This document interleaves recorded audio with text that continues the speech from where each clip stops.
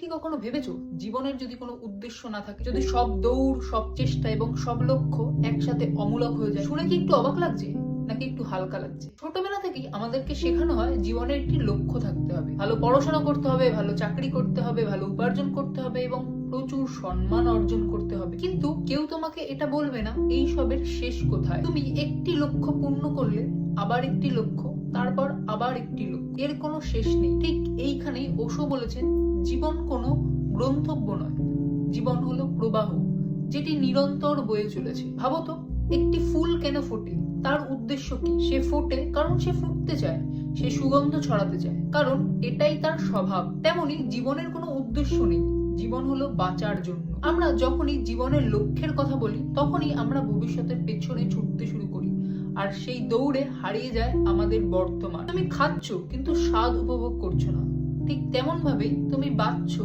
কিন্তু জীবনকে অনুভব করছো না, কারণ তুমি সবসময় এমন একটি জায়গায় পৌঁছাতে চাইছো যেখানে তুমি পৌঁছাতে পারোনি। ওশো বলেছেন, যেখানে পৌঁছানোর কিছু নেই সেখানেই আসল শান্তি। যদি জীবনের কোনো উদ্দেশ্য না থাকে তাহলে সেখানেই মুক্তি। তোমার উপর কোনো চাপ নেই, তোমার উপর কোনো বাধ্যকতা নেই, তোমাকে কিছু করতেই হবে। তুমি হাসতে পারো কারণ তুমি হাসতে চাও, তুমি ভালোবাসতে পারো কারণ তুমি ভালোবাসতে চাও, তুমি বাঁচতে পারো শুধু বাঁচার আনন্দ। এটাই স্বাধীনতা।